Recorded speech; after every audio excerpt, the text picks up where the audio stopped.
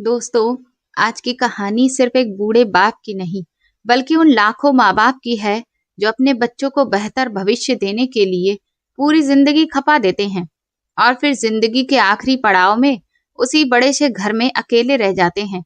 कई बार इंसान के पास पैसा, बंगला, नौकर, सब कुछ होता है, लेकिन अगर अपने साथ ना हो, तो फिर हर चीज बेकार लगने लगती है।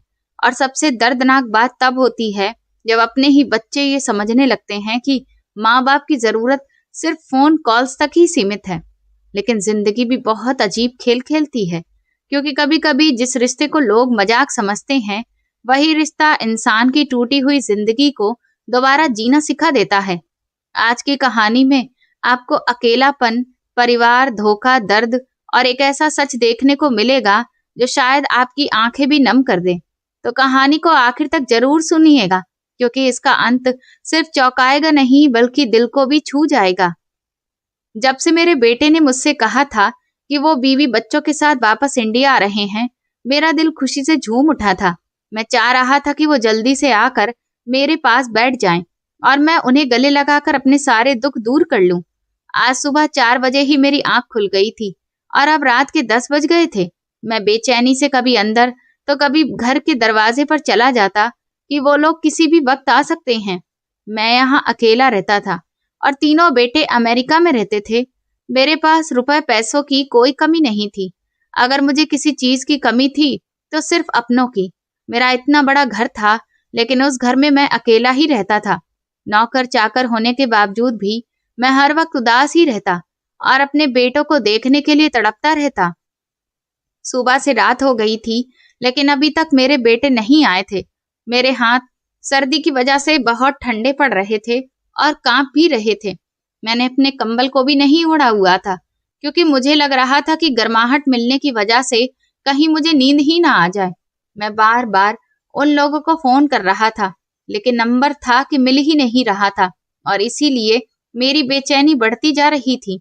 मैंने एक बार फिर से ट्राई किया और फोन मिलाया, तो दूसरी तरफ से मेरे बेटे ने अपना हाल चाल सुनाया और बोला कि फ्लाइट लेट हो जाने की वजह से वो लोग वक्त पर नहीं पहुंच सकते, इसीलिए उन्हें आने में और देर हो जाएगी, वरना तो वो लोग दोपहर तक ही आ जाते।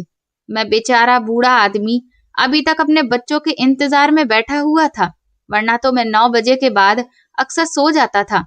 उन्होंने मुझसे कहा भी था कि मैं सो जाऊं, क्योंकि उन्हें आने में देर हो जाएगी, लेकिन फिर भी मैं अभी तक उनके इंतजार में बैठा था। ये सर्दियों के दिन थे और इसीलिए रात के 10 बजे बहुत देर जैसे लग रहे थे। मेरा पूरा शरीर थकान की वजह से टूट रहा था और सर्दी भी बहुत लग रही थी, मगर अपने बच्चों के प्यार ने मुझे अब तक जगा कर रखा हुआ था। 1 मिनट के लिए भी मेरी आंखें बंद नहीं हो रही थी। मेरा दिल उन्हें देखने के लिए बहुत बेचैन था। मैं अपने कमरे में बैठा इंतजार कर रहा था कि अचानक से फोन बजने की आवाज आई, तो मेरी आंखों में खुशी चमक उठी। मैं तुरंत कुर्सी से उठा और एक एक कदम जल्दी जल्दी बढ़ाता हुआ कमरे से बाहर निकल गया। मैंने ऊपर शॉल को अच्छे से लपेट लिया था, क्योंकि कमरे के अंदर तो हीटर चल रहा था, लेकिन बाहर तो काफी ठंड लग रही थी। मेरी उम्र 65 साल हो चुकी थी, लेकिन भगवान की कृपा से मैं अभी तक ऐसी हालत में नहीं पहुंचा था कि मैं किसी भी तरह से लाचार या किसी का सहारा मांगने वाला बनता, बल्कि मैं खुद से ही आराम से चल फिर सकता था। मेरी सेहत काफी ठीक थी। मैं जब बाहर गार्डन में पहुंचा तो मेरी खुशी का ठिकाना नहीं रहा, क्योंकि मेरे तीनों बेटे एक साथ आ गए थे। 2 बेटे तो मेरे अमेरिका में रहते थे, लेकिन एक बेटा दुबई में रहता था। इसलिए मुझे लग रहा था कि वो सब लोग एक साथ तो नहीं आ पाएंगे, मगर अपने सारे बेटों को एक साथ देखकर तो मेरा दिल खुशी से झूम उठा। अपने पोते पोतियों को देखकर भी मेरी सारी थकान दूर हो गई। मैं दरवाजे से थोड़ा आगे बढ़ा और प्यार भरी नजरों से अपने बच्चों को देखने लगा। मैं इंतजार कर रहा था कि कब मेरे बच्चे आकर मुझे अपने गले से लगा लेंगे तो मेरे दिल को सुकून पहुंचेगा। लेकिन मुझे हैरानी का झटका तो तब लगा जब मेरे बच्चे अपनी पत्नी और बच्चों के साथ अपने बैग उठाकर मुझे ये कहकर वहीं बाहर छोड़कर चले गए कि वो लोग बहुत ज्यादा थक चुके हैं और अब इसीलिए सुबह बात करेंगे। वो सब तो घर के अंदर चले गए थे, लेकिन मैं अपनी बूढ़ी और कांपती टांगों के साथ अभी भी बाहर ही खड़ा था। मेरी आंखों से आंसू निकल आए थे, लेकिन मैंने अपने मुंह से एक शब्द भी नहीं बोला। मेरा दिल तो जैसे मुट्ठी में आ गया जिन बच्चों के इंतजार में मैं सुबह से रात तक भूखा प्यासा बैठा रहा, उन्होंने मुझे एक बार गले तक नहीं लगाया, बल्कि वो ये कहकर चले गए कि वो थके हुए हैं। हालांकि मैं भी तो उनका इंतजार करते करते बहुत थक गया था, लेकिन अब क्या ही किया जा सकता था। मैं उल्टे पैर अंदर दाखिल हुआ और नौकरानी से दरवाजा बंद करने को कह दिया। मैं कमरे में जाते ही अपने बिस्तर पर जाकर लेट गया, लेकिन मुझे नींद अभी भी नहीं आ रही थी। मेरी आंखों के सामने बार बार मेरे बच्चों का वो रूखा हुआ अंदाज घूम रहा था और ये सब सोचकर मेरी आंखों से आंसू बहने लगे थे। इन्हीं सब ख्यालों में डूबे हुए ना जाने कब मुझे गहरी नींद आ गई। सुबह जब मेरी आंख खुली तो मेरे पास वाले मंदिर की आरती और घंटियों की आवाज सुनाई दे रही थी। मेरी नींद रोज इसी वक्त खुलती थी। हालांकि रात को मैं देर से सोया था, मगर फिर भी आज मेरी नींद इसी समय खुल गई। मैं तुरंत उठा और बाथरूम में चला गया। बाथरूम मेरे कमरे से ही अटैच था। घर में हर चीज उपलब्ध थी, हर तरह की सुख सुविधा मेरे पास थी, लेकिन एक कमी थी, वो थी मेरी बच्चों के प्यार की। पूजा पाठ करने के बाद जब मैं कमरे में आया तो मुझे सर्दी से कपकपी लगने लगी। मैंने जल्दी से हीटर ऑन किया और माला फेरने बैठ गया। कुछ देर में कमरा थोड़ा गर्म हो गया तो मुझे थोड़ा सुकून मिला। मैं माला फेरते हुए भगवान से प्रार्थना कर रहा था, क्योंकि अभी भी मेरे दिल में बहुत दुख था। लेकिन जब मैंने अपना दुख भगवान से कहा और थोड़ा सा रो लिया तो मुझे कुछ सुकून महसूस हुआ। मेरा नाश्ता मुझे कमरे में ही मिल जाता था और मैं अपने कमरे से बाहर तभी निकलता था जब बाहर गार्डन में धूप आ जाती थी। मैं अभी बैठा ही हुआ था कि तभी अचानक दरवाजा खुलने की आवाज आई तो मैंने दरवाजे की तरफ देखा और जो इंसान अंदर आया उसे देखकर मुझे थोड़ी सी भी खुशी नहीं हुई, क्योंकि दरवाजे पर मेरा बड़ा बेटा खड़ा था। पापा जी, मैं अंदर आ जाऊं? रोहित ने कहा तो मैंने नजर झुका ली। मेरी आंखों में एक बार फिर से आंसू आ गए, जिन पर मैं कंट्रोल नहीं कर पा रहा था। मैंने अपने बच्चों की खुशी के लिए अपनी नींद तक बर्बाद कर दी थी, लेकिन उन्होंने तो मेरा हाल चाल तक नहीं पूछा था, और अब जब दिल भर गया था तो वो मुझसे मिलने के लिए आ गए थे। मैंने अभी तक उसे कोई भी जवाब नहीं दिया, लेकिन मेरे जवाब ना देने के बावजूद भी वो कमरे में आ गया। उसके चेहरे पर मुस्कुराहट थी। उसे देखकर लग रहा था जैसे वो समझ गया है कि मैं उससे नाराज हूँ। ये मेरा सबसे बड़ा बेटा था और मेरा लाडला भी। वैसे तो मुझे अपने तीनों बच्चों से बहुत ज्यादा प्यार था, लेकिन मेरा बड़ा बेटा बाकी बच्चों की अपेक्षा मुझे थोड़ा ज्यादा अजीज था। पापा जी, आप नाराज हैं क्या? मेरा बेटा मेरे बिल्कुल पास आकर बैठ गया और मुझसे पूछने लगा। मुझ में एक भी शब्द बोलने की हिम्मत नहीं हो रही थी। मुझे ऐसा लग रहा था कि अगर मैंने कुछ भी कहा तो उससे पहले ही मेरी आंखों से आंसू निकलने लगेंगे, और ऐसा मैं बिल्कुल भी नहीं चाहता था। मैं अपने बच्चों के सामने खुद को कमजोर नहीं दिखाना चाहता था। मैं अभी भी सिर झुकाए चुपचाप बैठा था कि अचानक से मेरे बेटे ने मुझे गले से लगा लिया और कहने लगा कि पापा जी, आप इस वजह से नाराज हैं कि हम रात को आपसे क्यों नहीं मिले। पापा जी देखिए, सर्दी बहुत ज्यादा थी और फिर बच्चे भी नींद से बेहाल हो रहे थे। फिर हम लोग भला कैसे रुक सकते थे? और वैसे भी रात काफी हो चुकी थी। हमने तो आपको पहले ही कह दिया था कि आप सो जाइए, आप सुबह बात करेंगे, लेकिन आप फिर भी इतनी देर तक हमारे इंतजार में बैठे रहे। वो सवाल भी खुद ही कर रहा था और उसका जवाब भी खुद ही देता जा रहा था। सवाल तो उसने बिल्कुल सही ढूंढ निकाला था, क्योंकि मैं नाराज भी इसी वजह से था कि वो लोग मुझसे रात में मिले बिना ही अपने कमरे में चले गए। अब मैं उससे बिना बोले भी नहीं रह सकता था, इसीलिए मैंने अपना मुंह खोला और अपने दिल की बात उसके सामने रख दी। हाँ बेटा, तुम लोगों को तो बस अपने बच्चे ही प्यारे हैं, और बाप का क्या है, बूढ़ा हो गया है ना, अपनी जिंदगी के बस दिन गुजार रहा है। मैं नाराज नहीं हूँ, मैं समझ सकता हूँ। मैंने दिल पर पत्थर रखकर ये कहा था। वह हंसने लगा। मुझे उसकी हंसी पर गुस्सा आ रहा था, लेकिन मेरा गुस्सा तुरंत ही खत्म हो गया जब मेरे मन में यह ख्याल आया कि मेरे दो बेटे अभी तक मेरे पास नहीं आए, और यही एक है जिसने मेरी नाराजगी का ख्याल रखा और सबसे पहले मुझसे मिलने के लिए कमरे में भी आया। उसने सच में मेरा बड़ा बेटा होने का फर्ज निभाया था। पापा जी, आप नाराज मत होइए, मैं आपसे माफी मांग तो रहा हूं ना। जब मेरे बेटे ने अपने दोनों कान पकड़ लिए तो मुझे ये देखकर हंसी आ गई और मैं फिर उससे ज्यादा देर तक नाराज नहीं रह सका। अच्छा ठीक है बेटा, छोड़ो ये सब, बताओ तुम सब ठीक तो हो ना, और तुम्हारे बच्चे भी ठीक है ना? मैं उससे हालचाल लेने लगा। हाँ पापा जी, बच्चे भी ठीक है और हम लोग भी बिल्कुल ठीक है। आप सुनाइए, आप कैसे हैं? आपकी तबीयत तो ठीक है ना? किसी चीज की कोई कमी तो नहीं है ना? मेरे बेटे ने किसी चीज की कमी का जिक्र किया तो मेरे दिल में हलचल सी मच गई। उसे कैसे पता था कि मुझे उन सबके प्यार की कमी है? हालांकि ये बात करना बिल्कुल बेकार था, क्योंकि ये बात तो मैं पहले भी कई बार उन लोगों से कर चुका था और सारे बच्चों ने यही जवाब दिया था कि उनकी अपनी अपनी मजबूरियां हैं। यहाँ इंडिया में ही है ही क्या कि वो यहाँ पर रहें। मैंने कई बार उन्हें समझाया था, लेकिन वो लोग मेरी कोई भी बात नहीं मानते थे। इसलिए मैंने इस बात को इस बार भी नजरअंदाज किया और कह दिया कि नहीं बेटा, मुझे किसी भी चीज की कोई कमी नहीं है। मैं अंदर से बहुत टूटा हुआ था। मुझे किसी चीज की कमी नहीं थी सिवाय अपने बेटों के प्यार के। मैं अपनी जिंदगी अकेले बिताकर बहुत ज्यादा थक गया था। मेरी पत्नी आज से कई साल पहले इस दुनिया में मुझे अकेला छोड़कर चली गई थी।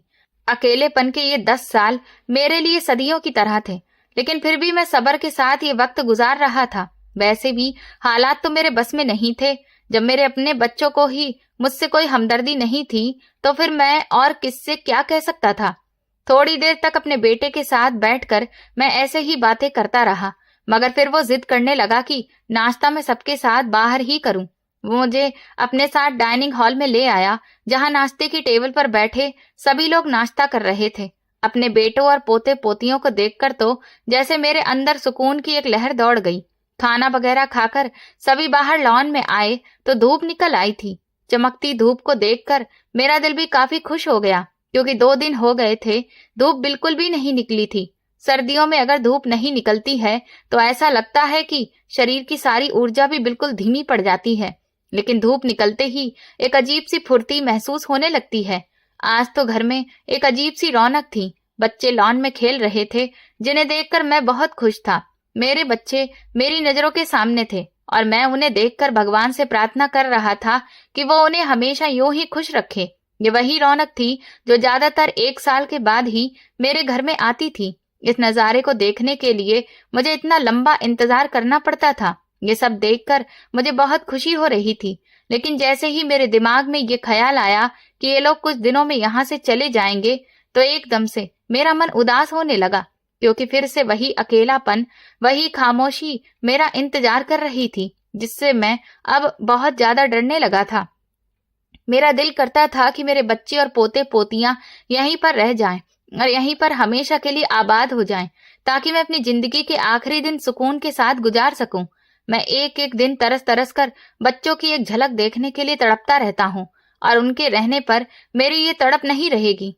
लेकिन मेरे लाख कहने के बावजूद भी मेरे बच्चे मेरी एक नहीं मानते थे। वक्त पंख लगाकर कब उड़ता जा रहा था, कुछ पता नहीं चला। 15 दिन के लिए मेरे बेटे यहाँ पर रहने आए थे और अब उन्हें यहाँ पर आए हुए 1 हफ्ता गुजर चुका था। हफ्ता कब गुजर गया कुछ पता ही नहीं चला। जैसे जैसे वक्त आगे बढ़ रहा था, मेरा दिल बहुत घबरा रहा था। मुझे डर लग रहा था कि ये दिन इतनी जल्दी क्यों बीत रहे हैं और मैं अकेलेपन की तरफ क्यों बढ़ रहा हूँ।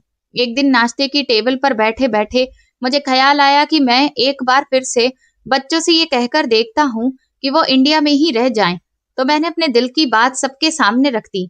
रोहित बेटा, मैं तो कहता हूँ कि बस अब तुम सब लोग यहीं पर रह जाओ। मैं नहीं जानता कि मेरी जिंदगी कितनी बची है और कितनी नहीं, लेकिन मैं चाहता हूँ कि तुम सबसे यहीं पर मिलजुल कर रहूं और मैं अपने आखिरी दिन भी अपने बच्चों की दूरी के गम में ना गुजारूं। अब मैं तुम लोगों के बिना नहीं रह सकता। आखिर इतने समय तक मैं अपने बच्चों और पोते पोतियों को देखने के लिए तरसता रहूंगा। मैंने खुद को मजबूत करके ये सब कहा तो मेरे बेटों के चेहरे लटक से गए। पापा, ये कैसी बातें कर रहे हैं? हम यहाँ कैसे रह सकते हैं? हमारा बिजनेस, घर, बच्चों की पढ़ाई, सब कुछ तो वहां पर है। तो फिर हम इंडिया में रहकर करेंगे क्या? और वैसे भी यहाँ पर रखा ही क्या है जो हम यहाँ रहें? मेरे सबसे छोटे बेटे ने जवाब दिया तो मेरी आत्मा तड़प उठी।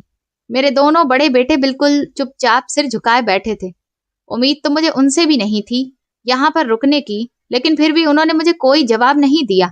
बेटा, इंडिया में तुम्हारा बाप है, तुम्हारा अपना घर है और इस घर में तुम्हारी मरी हुई माँ की ढेर सारी यादें हैं।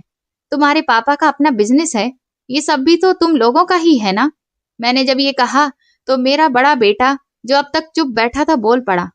पापा, नकुल बिल्कुल ठीक कह रहा है। हमारा बिजनेस, घर बार, सब कुछ तो वहां पर है, तो हम यहाँ कैसे रह सकते हैं? और वैसे भी हम तो आपसे कहते रहते हैं ना कि आप वहां पर चलिए। मम्मी ने तो उस वक्त हमारी बात नहीं मानी थी, और अब तो वो इस दुनिया में हैं भी नहीं। मगर मैं अभी भी आपसे यही कहूंगा कि आप हमारे साथ वहीं पर चलिए। मेरे बेटे ने फिर से वही बात मेरे सामने रख दी जो वो सालों से मुझसे कहता आ रहा था। वो लोग अपने रुकने का तो यहाँ पर बिल्कुल भी नहीं सोचते थे। वो हमेशा मुझे ये कहते थे कि मैं उनके साथ विदेश चला जाऊं। लेकिन सच तो ये है कि मैं अपनी मातृभूमि को छोड़कर बिल्कुल भी नहीं जाना चाहता था। इस घर से जुड़ी हुई मेरी यादें और इस देश से मेरा बहुत ही गहरा रिश्ता था। मैं आखिर कैसे अपने खूबसूरत और प्यारे देश को छोड़कर विदेश जा सकता था? बेटा, मैं अपने घर को और तुम्हारी माँ की यादों को छोड़कर नहीं जा सकता। इस घर को मैं बिल्कुल भी नहीं छोड़ सकता। इस घर से तुम्हारी माँ की ना जाने कितनी यादें हैं। अगर तुम लोग यहाँ नहीं रुकना चाहते तो मत रुको, लेकिन मुझे अपने साथ जाने के लिए मजबूर बिल्कुल भी मत करो। मेरी आंखों से ये कहते हुए आंसू निकलने लगे थे। मुझे लग रहा था कि मेरे बच्चों को मुझसे बिल्कुल भी प्यार नहीं है, और देखा जाए तो सच भी यही था। मैं तो उनकी एक झलक देखने के लिए पूरे साल भर इंतजार करता था, और वो थे कि उन्हें मेरी जरा भी फिक्र नहीं थी। बिल्कुल भी एहसास नहीं था कि आखिर बूढ़ा बाप अकेले घर में कैसे जिंदगी गुजार रहा है। मैं तुरंत कुर्सी से उठकर अपने कमरे की तरफ आ गया, लेकिन मेरा दुख उस वक्त बढ़ गया जब मेरे पीछे कोई भी नहीं आया, बल्कि सभी लोग डाइनिंग टेबल पर बैठे रहे और चुपचाप अपना खाना खाते रहे। कभी कभी तो मुझे लगता था कि ये लोग मेरी सगी औलाद ही नहीं है। मुझे अपने कमरे में आए हुए बहुत देर हो चुकी थी कि अचानक से दरवाजा खुलने की आवाज आई, तो मैंने अपना कंबल मुंह तक और खींच लिया। मैंने अभी तक ये भी नहीं देखा था कि आखिर दरवाजे पर कौन है, क्योंकि मुझे लग रहा था कि जरूर नकुल ही होगा। और मेरा शक बिल्कुल सही निकला, क्योंकि थोड़ी देर बाद मैंने कंबल हटाया तो मेरे कमरे में तीनों बेटे और बहुएं मौजूद थीं। पापा, आपको परेशान होने की जरूरत नहीं है। हम सब ने सोचा है कि हम एक हफ्ता और यहाँ पर रुकेंगे ताकि आप हमसे नाराज ना रहें। मेरे बड़े बेटे ने ये कहा तो मुझे बहुत दुख हुआ। वो समझ रहा था कि मैं उनके कुछ समय तक यहाँ पर रहने की वजह से खुश हो जाऊंगा। वो ये नहीं जानता था कि मैं इन सब लोगों से कितना प्यार करता हूँ, और मैं अपनी जिंदगी के आखिरी दिन उनके साथ ही गुजारना चाहता हूँ। मुझे तुम लोगों के यहाँ रुकने की कोई जरूरत नहीं है। जिसका जो दिल करता है वही करे। अगर विदेश जाना चाहते हो तो फिर चले जाओ, मुझे कोई लेना देना नहीं। किसी को भी मेरी कोई फिक्र नहीं है कि आखिर एक बाप कैसे अकेले जिंदगी बिता रहा है। तुम लोगों को मैं कैसे बताऊं कि मेरे ये दिन कैसे गुजर रहे हैं। पूरे घर में हर वक्त सन्नाटा होता है। कोई भी नहीं है जिससे मैं अपने दिल की बात कह सकूं। तुम लोगों को कॉल करता हूं तो तुम यही कहते हो कि तुम लोग बिजी हो। आखिर मैं जाऊं तो जाऊं कहां? मैं किसी से अपने दिल की बातें करूं? मैं गुस्से से उन सब पर फट पड़ा। मैं एक बार फिर से रोने लगा, लेकिन मैं अपनी पूरी ताकत से उन पर गुस्सा भी निकाल रहा था। बेशक मेरी उम्र हो गई थी, लेकिन गुस्सा अभी भी बिल्कुल वही जवानी वाला ही था, क्योंकि मैं हमेशा से ही बहुत गुस्सैल रहा था। आज तक मेरी जिंदगी में कभी इतनी कोई कमी नहीं आई थी, लेकिन अब मैं इस अकेलेपन से बहुत ज्यादा चिड़चिड़ा हो गया था। मेरे ऐसा बोलते ही कमरे में बिल्कुल खामोशी फैल गई। तीनों बेटे मेरे सामने बैठे थे, बहुएं भी चुपचाप थीं। अचानक से मेरी एक बहू ने ऐसी बात कही जिसे सुनकर मेरे होश उड़ गए। पापा जी, हम आपकी परेशानी समझ सकते हैं। आपको अकेले जिंदगी गुजारने में बहुत मुश्किल होती है। इसका भी एक सॉल्यूशन है मेरे पास। जैसे ही मेरी बहू ने ये कहा तो सबका ध्यान उसकी तरफ चला गया। मैं भी हैरानी से उसे देख रहा था, क्योंकि मुझे लग रहा था कि शायद वो ये कहने वाली है कि वो लोग यहीं पर रुकेंगे, मगर मैं गलत था। उसने तो एक ऐसी बात कही जिसे सुनकर मेरे पैरों तले से जमीन ही निकल गई। मैं सोच भी नहीं सकता था कि आखिर वो ऐसी बात कर भी कैसे सकती है। मैंने उसे पलटकर कोई भी सवाल नहीं किया, लेकिन सवालिया नजरों से उसे देख जरूर रहा था। गरिमा, तुम कहना क्या चाहती हो? आखिर क्या तरीका है तुम्हारे पास? सब लोग बिल्कुल चुपचाप बैठे थे और गरिमा को ही देख रहे थे, लेकिन नकुल ने जैसे ही अपनी पत्नी से पूछा तो वो बोली, नकुल, मैं चाहती हूँ कि हम पापा जी की शादी करवा देते हैं। इस तरह उन्हें भी यहाँ पर अकेले जिंदगी नहीं गुजारनी पड़ेगी और उनका दिल भी बहल जाएगा। जैसे ही मेरी सबसे छोटी बहू ने ये बात कही तो मेरा गुस्सा आसमान को छूने लगा। मुझे उस पर और अपने सभी बच्चों पर बहुत तेज गुस्सा आ रहा था। आखिर वो ये सोच भी कैसे सकती थी? मैं एक बूढ़ा आदमी आखिर इस उम्र में शादी कैसे कर सकता था? और वैसे भी कौन पागल होगा जो मुझसे शादी करता? गरिमा, ये तुम क्या कह रही हो? पागल तो नहीं हो गई हो तुम? इससे पहले कि मैं बहू पर गुस्सा करता, मेरा बेटा उस पर भड़क उठा। भाई साहब, ऐसी भी भला मैंने कौन सी गलत बात कह दी है? मुझे तो पापा जी की प्रॉब्लम का यही एक सॉल्यूशन नजर आ रहा है। इस तरह पापा जी भी कुछ व्यस्त हो जाएंगे और उन्हें अकेलापन भी महसूस नहीं होगा। और इसमें भला कौन सी गलत बात है? शादी ही तो करवा रहे हैं ना, कोई गलत काम तो नहीं करवा रहे हैं। मेरी बहू अब सफाई पेश कर रही थी। मुझे तो हैरत हो रही थी कि आखिर वो ऐसा सोच भी कैसे सकती है। चुप हो जाओ, मुझे एक शब्द भी नहीं सुनना है। तुम लोगों ने मुझे समझ कर क्या रखा है? मैं कोई खिलौना हूँ जिसके साथ जो मन आए वो कर सकते हो? आखिर मैं इस उम्र में शादी करते हुए अच्छा लगूंगा?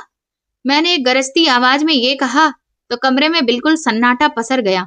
कुछ देर सब चुप रहे, लेकिन फिर से मेरी बहू ने अपनी जुबान खोली। पापा जी, मैंने ऐसी भी कोई गलत बात नहीं की है।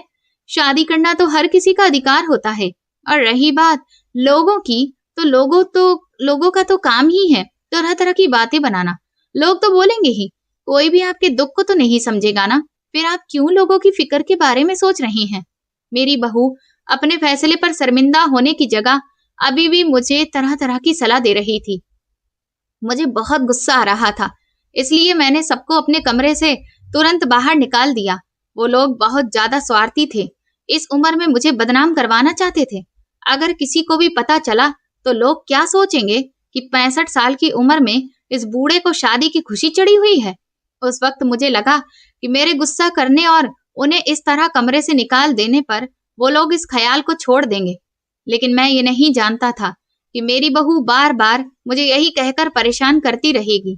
एक दिन मैं बाहर लॉन में बैठा धूप सेक रहा था कि अचानक से मेरी बहू मेरे पास आई और आकर बैठ गई। मुझे उसका आना कुछ कुछ समझ में आ गया था, लेकिन फिर मेरे दिमाग में ख्याल आया कि एक बार जब मैं उसे मना कर चुका हूँ तो फिर वो बार बार वही बात मुझसे क्यों करेगी।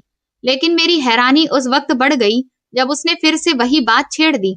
मुझे हैरानी थी कि आखिर इन सबको क्या हो गया है। मैं चुप बैठा रहा और वो मुझे ये सब कहकर वहां से चली गई कि मुझे इस बारे में एक बार गहराई से सोचना चाहिए। वो वहां से जा तो चुकी थी, लेकिन मेरे दिमाग में तरह तरह के सवाल उठ रहे थे। कभी कभी तो मेरे मन में ये ख्याल आता कि वो बिल्कुल ठीक कह रही है, तो कभी ये ख्याल आता कि इस उम्र में शादी करने से मेरी बहुत बदनामी होगी। जैसे जैसे वक्त बढ़ रहा था, मेरी एक बहू के साथ बाकी बहुएं भी मिल गईं और इसीलिए अब तीनों बहुएं यही सब कहना शुरू कर चुकी थी। यहाँ तक कि बेटे भी उनके साथ मिलकर मुझे मनाने लगे थे। और आखिरकार उनकी हर रोज की जिद के बाद मुझे मजबूरन उनके फैसले को मानना पड़ा।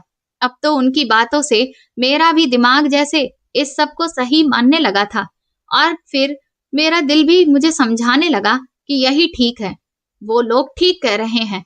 इस तरह मेरा अकेलापन भी दूर हो जाएगा और मेरी जिंदगी के आखिरी दिन भी बहुत सुकून से गुजर जाएंगे। जिस दिन मैंने सब घर वालों को अपनी हाँ के बारे में बताया तो मेरे घर में त्योहार जैसा माहौल बन गया। और बस कुछ ही दिनों बाद मेरे बच्चों ने मेरी शादी एक जवान लड़की से करवा दी। उसकी और मेरी उम्र में जमीन आसमान का फर्क था, लेकिन शादी हो चुकी थी और मैं कुछ भी नहीं कर सकता था। कुछ दिन बीते तो मुझे थोड़ा सा सुकून महसूस होने लगा और अब मुझे ऐसा लगने लगा कि मेरे बच्चों ने जो फैसला किया वो सही ही है। लेकिन मैं ये नहीं जानता था कि बहुत जल्द ही मेरी ये राय बदलने वाली है। मेरे बच्चे मेरी शादी करवा कर अपनी जिम्मेदारियों से छुटकारा पाकर सुकून से विदेश चले गए थे। अब उस घर में मैं अकेला नहीं बल्कि मेरी पत्नी भी रहती थी। मेरी जिंदगी अब काफी अलग हो गई थी। अब मेरे घर में हर वक्त बातचीत और हंसी मजाक की आवाजें गूंजती रहती थीं। मेरी पत्नी कम उम्र की थी और बहुत अल्लड़ थी, इसीलिए वो हर वक्त बहुत खुश रहती, उछलती कूदती रहती। मुझे उसका ये हंसता मुस्कुराता चेहरा बहुत अच्छा लगता था। मुझे ऐसा लगता था जैसे मेरे घर में एक बार फिर से रौनक लौट आई हो। वो एक कुंवारी लड़की थी और मैं एक बूढ़ा आदमी, लेकिन फिर भी वो मेरे घर में रहकर बहुत ज्यादा खुश थी। कभी कभी तो ये सब सोचकर मुझे बहुत हैरानी होती थी कि आखिर कौन सी ऐसी मजबूरी रही होगी जिसकी वजह से उस बेचारी ने ऐसा कदम उठाया होगा। लेकिन फिर मैं अपने ये सारे ख्याल नजरअंदाज कर देता था, क्योंकि मेरा अकेलापन अब हमेशा के लिए खत्म हो गया था। मुझे एक अच्छी पत्नी मिल गई थी और मेरी जिंदगी बहुत अच्छे से गुजर रही थी। वो मेरा बहुत ख्याल रखती थी, मुझे कभी भी अकेला महसूस नहीं होने देती थी। वो सुबह जो हमेशा खामोशी और उदासी के साथ शुरू होती थी, अब एक नई सुबह बन गई थी। अब किचन से चूड़ियों की खनक की आवाज आती, गरम गरम पराठों और तरह तरह के नाश्तों की खुशबू महकती। मैं जो पिछले कई सालों से अकेलेपन का शिकार था, अचानक खुद को एक ऐसी दुनिया में देख रहा था जहां कोई मेरे कपड़ों पर प्रेस करता तो कभी मेरी लाइब्रेरी की किताबों को अच्छे से सजा रहा होता। वो जब मेरे कमरे में आती थी तो जैसे पूरे कमरे की दीवारें ही जिंदा हो जाती थीं। उसकी हंसी में वो खनक थी जो मेरे बूढ़े कानों को शुरू शुरू में बहुत मीठी लगने लगी थी। मैं उसे देखता कि कैसे वो तितली की तरह एक कमरे से दूसरे कमरे में उड़ती फिरती रहती थी। उसे देखकर मुझे अब अपनी जवानी के दिन याद आने लगे थे, क्योंकि मैं भी अपनी उस उम्र में इसी तरह हर वक्त एनर्जेटिक रहा करता था। मुझे लगने लगा था जैसे अब मैं भी उसके साथ रहकर पहले जैसा जवान होने लगा हूँ। मेरी तबीयत भी अब काफी बदल गई थी। मुझे उसका चहकना बहुत अच्छा लगता था, लेकिन मुझे ये नहीं पता था कि बहुत जल्द ही मैं इस सब से बहुत ज्यादा परेशान होने वाला हूँ। मैं एक ऐसा इंसान था जिसने कई साल अकेलेपन में गुजारे थे और जिसे अकेले रहने और चुप रहने की आदत पड़ चुकी थी। शुरू शुरू में तो मुझे उसका चहकना, शोर, शरारत सब बहुत अच्छा लगने लगा था, लेकिन मुझे नहीं पता था कि कुछ दिनों के बाद मेरी सोच बदल जाएगी। मेरे बेटे जो विदेश में बैठे थे, वो सिर्फ फोन पर मेरा हाल चाल पूछ लिया करते थे। मेरी पत्नी माधुरी के आने से मुझे लगता था कि मेरी जिंदगी के आखिरी दिन खुशहाली और खुशियों के रंगों से भरने के लिए ही भगवान ने उसे मेरी जिंदगी में भेजा है। वो बहुत ही नटखट थी। वो कभी मेरे चश्मे को छुपा देती और कभी अचानक मेरे बालों में हाथ फेर कर कहती कि आज आप बहुत हैंडसम लग रहे हैं।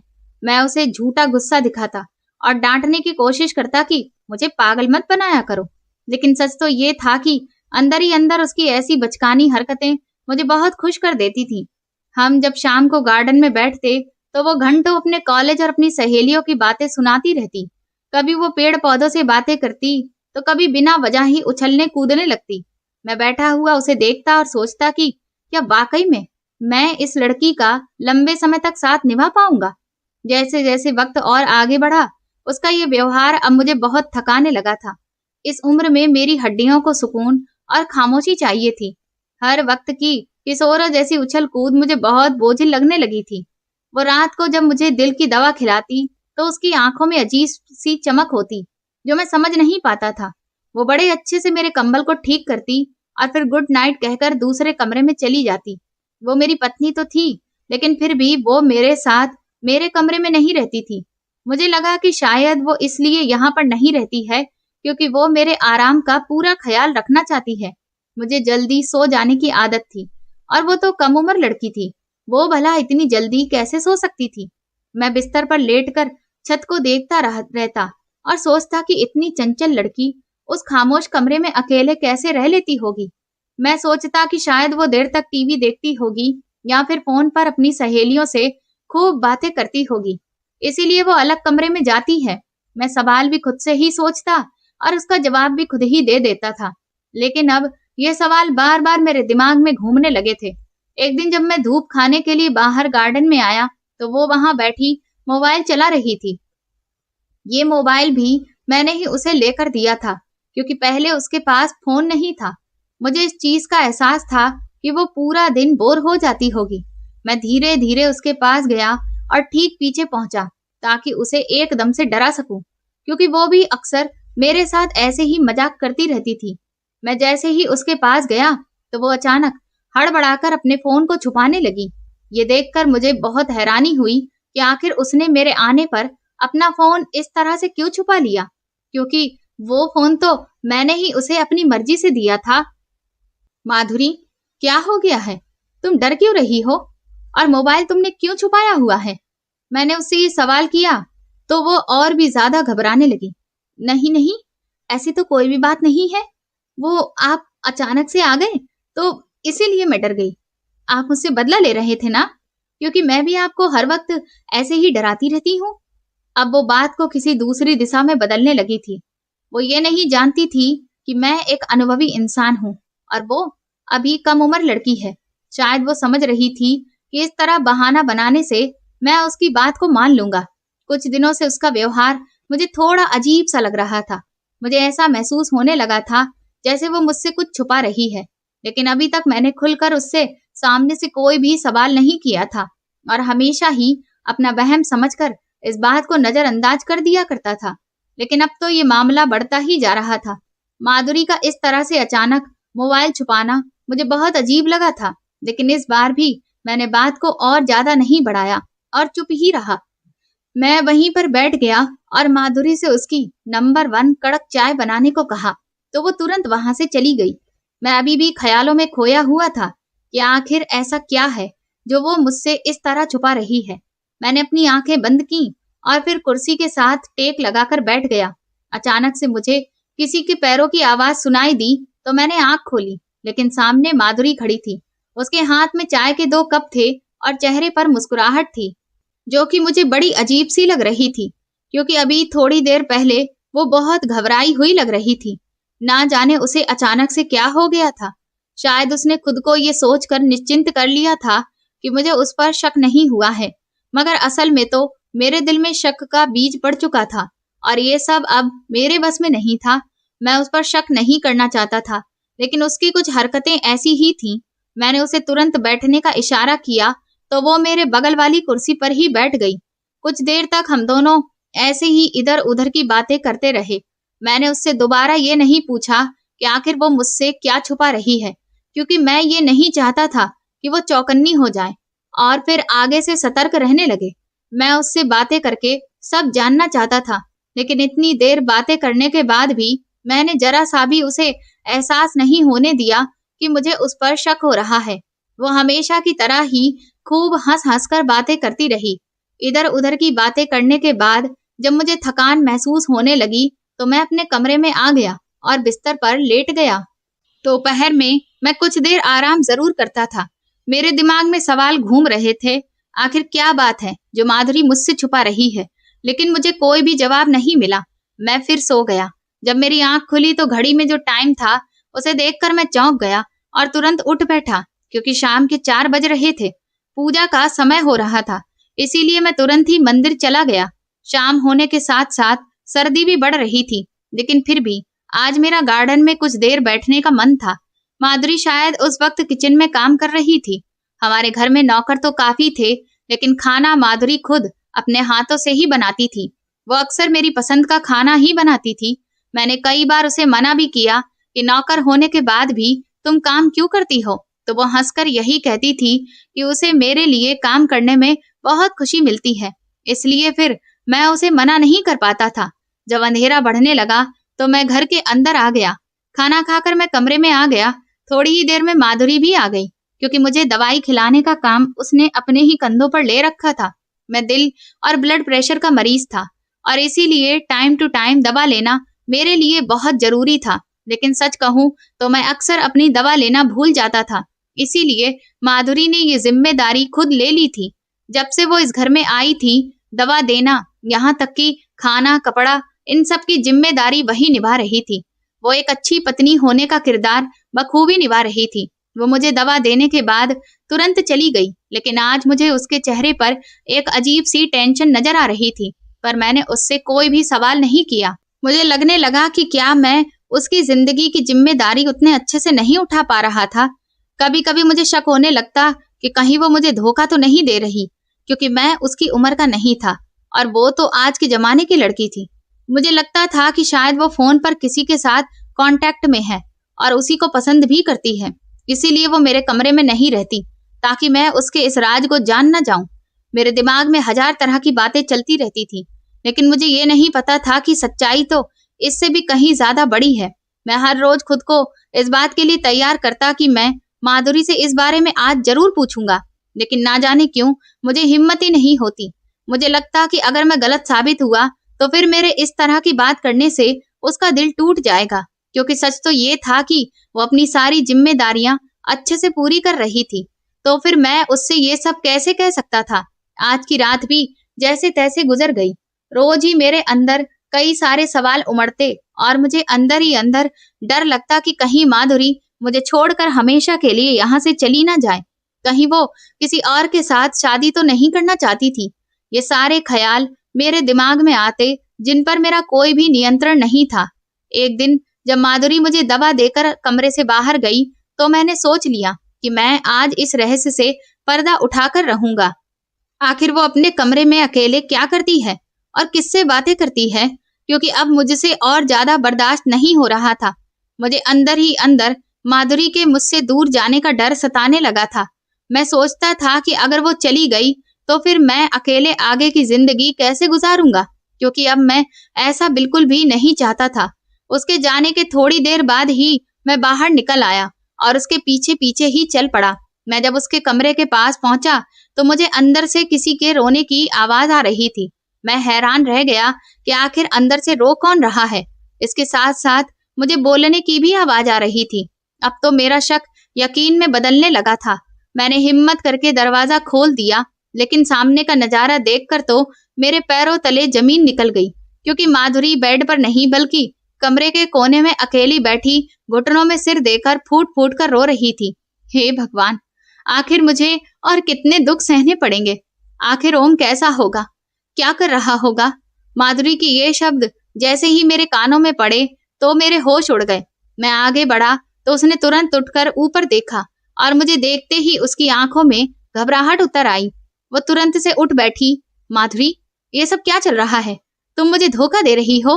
अगर तुम्हें मुझे धोखा ही देना था तो फिर तुमने मुझसे शादी क्यों की?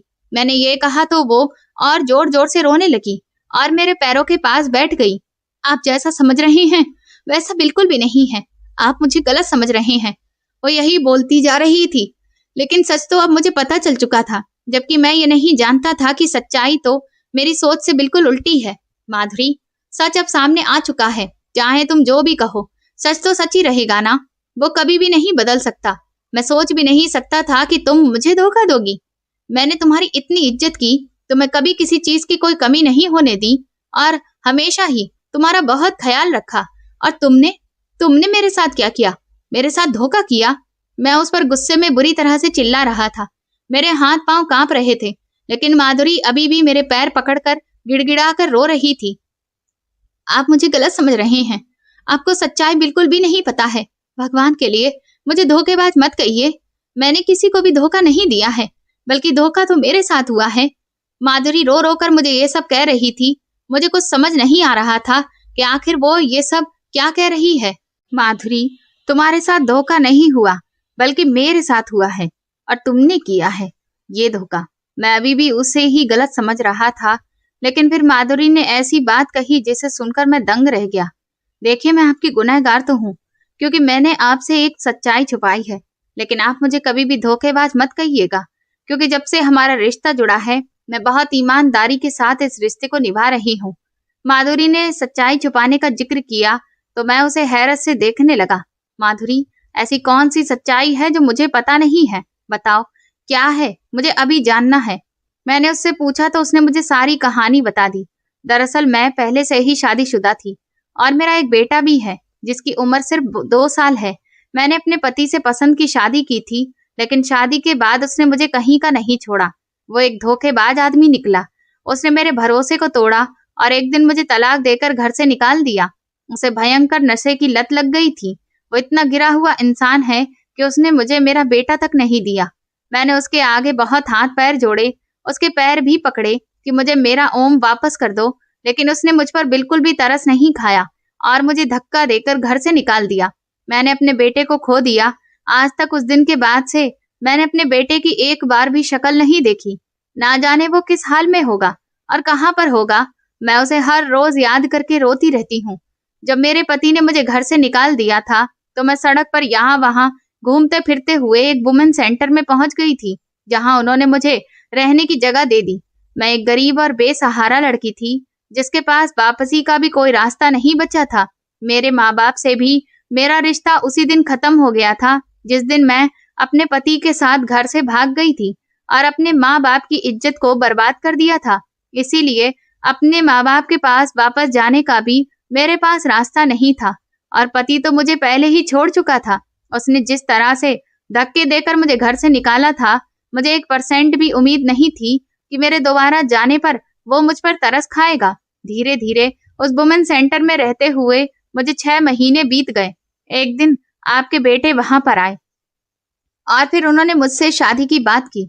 मुझे कुछ भी समझ नहीं आ रहा था कि मुझे इस बारे में क्या फैसला करना चाहिए, लेकिन वुमेन सेंटर में मेरी कुछ सहेलियां बन गई थी। उन्हें भी जब इस पूरे मामले के बारे में पता चला तो उन्होंने मुझे समझाया कि मेरे लिए यही ठीक है। इसलिए मैं शादी के लिए तैयार हो गई, लेकिन मैं अपने दिल से अपने बेटे को कभी भी नहीं निकाल पाई। वो मुझे आज भी याद आता है। मेरा दिल उसे याद करके खून के आंसू रोता है। मुझे उसकी बहुत फिक्र होती है कि वो ना जाने किस हाल में होगा। जब माधुरी ने मुझे अपनी पूरी कहानी सुनाई तो मेरी भी आंखों से आंसू निकलने लगे। भगवान के लिए आप मुझे माफ कर दीजिए। मैंने आपसे इतनी बड़ी सच्चाई छुपा कर रखी, लेकिन ये सच बताने के लिए आपके बेटों ने मुझे साफ मना किया था। और सच कहूं तो मुझ में भी हिम्मत नहीं थी। मुझे हमेशा ये डर लगा रहता था कि कहीं सच जानने के बाद आप भी मुझे इस घर से बाहर ना निकाल दें और फिर मैं बेसहारा होकर भला कहां पर जाऊंगी। वो हाथ जोड़कर मुझसे माफी मांग रही थी। मैंने उसके कांपते हुए हाथों को पकड़ा और उसे उठाकर आराम से बेड पर बिठाया। माधुरी, तुम्हें अब रोने की कोई जरूरत नहीं है और तुमने मेरे साथ कोई भी धोखा नहीं किया है, बल्कि मैं तुमसे माफी मांगता हूँ कि मैंने तुम्हारे बारे में इतना गलत सोच लिया। तुम बिल्कुल भी फिक्र मत करो, मैं हर समय तुम्हारा साथ दूंगा और तुम्हारे बेटे को हर हाल में तुम्हारे पास लेकर आऊंगा। जैसे ही मैंने उससे ये कहा तो वो उम्मीद भरी नजरों से मेरी तरफ देखने लगी और बहुत खुश हो गई। कहने लगी, क्या सच में ऐसा हो सकता है? उसके ऐसा बोलते ही मेरे भी चेहरे पर मुस्कुराहट आ गई। मैंने कहा, हाँ माधुरी, ऐसा बिल्कुल हो सकता है। मैं उस घटिया आदमी से तुम्हारे बेटे को जरूर आजाद करवाऊंगा। तुम बिल्कुल भी परेशान मत हो। जब मैंने उसे दिलासा दिया तो वो थोड़ा संभल गई। अगले ही दिन मैं माधुरी के साथ उस पते पर पहुंचा जहां उसका पहला पति रहता था। जैसे ही मैं और माधुरी गाड़ी से उतरकर उसके घर के सामने जाकर रुके तो वहां हमें एक अजीब सा सन्नाटा देखने को मिला। पहले तो लगा कि शायद कोई नहीं है, लेकिन फिर भी हम दरवाजे के पास पहुंचे। वहां देखा तो दरवाजा हल्का सा खुला था। हम तुरंत ही अंदर दाखिल हो गए तो दिल की धड़कन रुक गई, क्योंकि उस घर में माधुरी के बेटे का सौदा किया जा रहा था। भगवान ने हमें बिल्कुल सही वक्त पर वहां भेज दिया था। ये देखकर माधुरी तो बुरी तरह से चीखने चिल्लाने लगी और अपने बच्चे को अपनी गोद में लेने की कोशिश करने लगी, लेकिन तभी उसके पति ने उसे जोर का धक्का दे दिया। ये देखकर मैं उसके पति पर झपट पड़ा और उससे माधुरी के बेटे को छीनने की कोशिश करने लगा। तभी उस आदमी ने मुझे भी धक्का दिया और वो बच्चे को लेकर बाहर की तरफ भागा, लेकिन तभी सामने से पुलिस वाले आ गए, क्योंकि मैंने पुलिस को पहले ही फोन करके वहां बुला लिया था और वो लोग बिल्कुल सही वक्त पर वहां पहुंच गए थे। मुझे अच्छे से पता था कि ऐसी सिचुएशन में कानून का सहारा लेना सबसे सही होगा और मेरा यह फैसला बिल्कुल सही साबित हुआ। माधुरी के पति और उस दूसरे आदमी को पकड़ लिया गया। माधुरी का बेटा उसे वापस मिल चुका था। वो मेरे साथ ही रहने लगी और उसका बेटा भी अब हमारे साथ रहता है।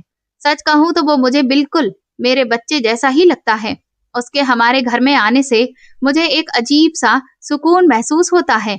माधुरी की मदद करके मुझे लगता है कि जैसे मैंने अपनी जिंदगी में एक बहुत अच्छा काम किया, जिसने मेरी आत्मा के बोझ को काफी हल्का कर दिया, क्योंकि मैंने एक माँ को उसके बच्चे से मिलाया। माधुरी एक बहुत साफ दिल की लड़की है। उसने हमारे रिश्ते को पूरी वफादारी के साथ निभाया और शायद इसीलिए भगवान ने सही वक्त पर उसकी मदद की और उसके बेटे को उससे हमेशा के लिए दूर होने से बचा लिया। मैं आज भी भगवान को दिल से धन्यवाद देता हूँ कि उसने हमें ठीक समय पर वहां पहुंचा दिया, वरना ना जाने क्या हो जाता और शायद ओम हमें कभी भी नहीं मिल पाता। वक्त धीरे धीरे गुजरता गया और देखते ही देखते ओम की मासूम आवाजें उस बड़े से सूने घर की पहचान बन गई। जिस घर में पहले हर वक्त सन्नाटा गूंजता था, अब वही सुबह सुबह खिलखिलाहट सुनाई देती थी।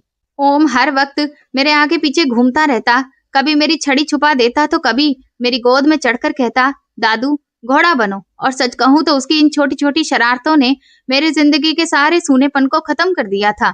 एक दिन शाम को मैं गार्डन में बैठा था, तभी ओम भागता हुआ आया और मेरे गले लगकर बोला, दादू आप कहीं चले तो नहीं जाओगे ना? उसकी ये बात सुनकर मेरी आंखें भर आईं।